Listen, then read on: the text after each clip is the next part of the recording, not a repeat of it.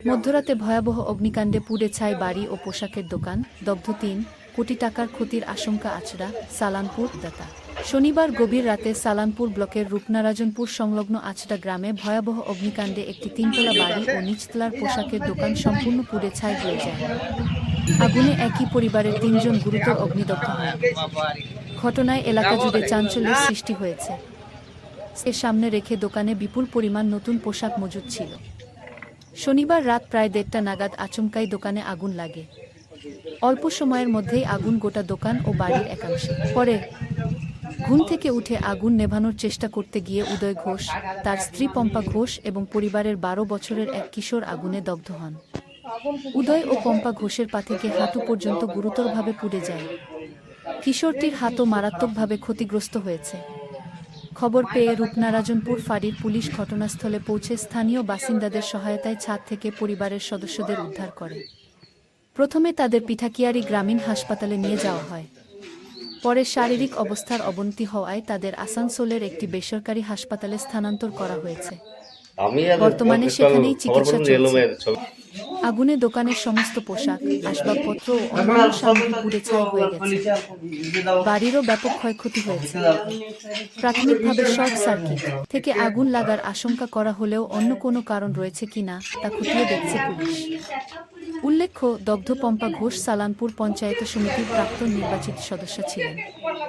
ঘটনার তদন্ত শুরু করেছে রূপনারায়ণপুর ফাঁড়ির পুলিশ। এদিকে এই ঘটনার পর ফের রূপনারায়ণপুর এলাকায় একটি স্থায়ী দমকল কেন্দ্র গড়ে তোলার দাবি জোরালো হয়েছে। স্থানীয়দের অভিযোগ, দমকলের গাড়ি দূর থেকে আসতে সময় লাগায় আগুনে বিপুল ক্ষয়ক্ষতি এড়ানো সম্ভব হয় না। শুয়েছিলাম, শোয়ার পর থেকে চাবি করে খুঁজে পাইনি।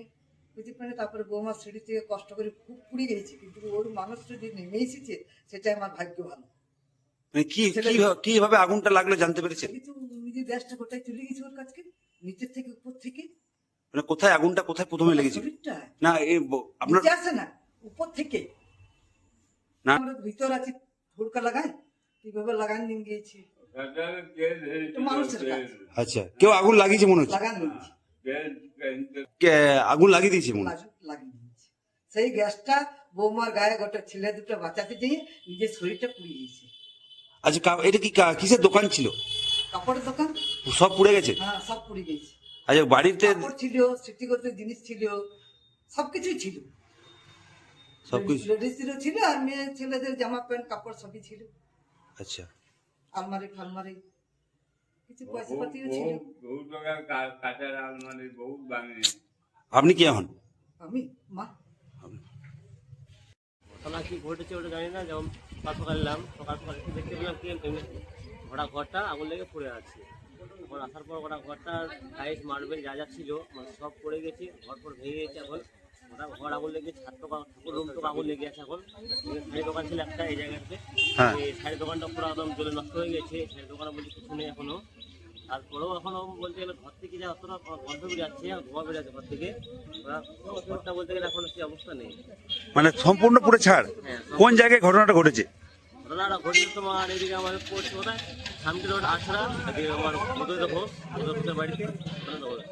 আচ্ছা, সম্পূর্ণ পুরো মানে আচ্ছা, কিভাবে আগুন লেগেছে কি বলতে পারবে কিছু? কিভাবে আগুনটা লেগেছে বলতে পারছি না, এখন তো জানা যায়নি আগুনটা কিভাবে লেগেছে। এখন দেখা দাদা আসুক আর বলছি। পুলিশ টুলিশ এসেছিল? হ্যাঁ, পুলিশে এসেছিল, দমকল এসেছিল, সব আগুনটা নেমে গেল। কি মনে হচ্ছে, কেউ কি আগুন লাগিয়েছে বা নিজে লেগেছে কি মনে হচ্ছে? ওটাও বলতে পারছে না, কোনো আশা আছে আমার মনে কেউ লাগিয়ে দিয়েছে আমার মনে হয়। আমার তো ঠিক জানা যায়নি কি হয়েছে। আচ্ছা, আপনি কে হন এখানে? আমি হয় এর ভাই। আচ্ছা, আমার দাদা হচ্ছে। আচ্ছা, আপনি কোথায় থাকেন? আমি এখানে থাকি আস্তে আস্তে। আচ্ছা, মানে কোন এই বাড়িতে থাকেন না অন্য কোথাও? আমি বাড়িতে থাকি না, আমি ওদিকে নাও পড়া দিকে থাকি। আচ্ছা, কি নাম আপনার? আমার নাম রোহিত ঘোষ। যার বাড়িতে লেগেছে তার কি নাম? তার নাম হলো উদয় ঘোষ। আচ্ছা, তারা কি কিছু ক্ষতি হয়েছে তাদের, মানে পুরো কেউ আহত হয়েছে কি? আহত হয়েছে বলতে গেলে তোমার যেটা বৌদি ছিল তার একটু হাসপাতাল লেগেছে এখন ভালো রকম। আর একটা ভাই ছিল, হ্যাঁ ভাইয়েরও ক্ষতি হয়েছে, ভাই তোমার লেগেছে, তারা এখন হাসপাতালে আছে। আমি কি হয়েছিল? আমার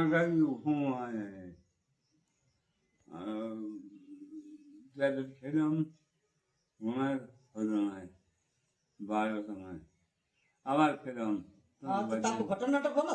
ওই যে বদলা আমারটা বদলা ডেটটা তখন জানালাটা খোলা থাকে তো 3টা লোক মনে হয় 3টা লোক দেখছি আসছে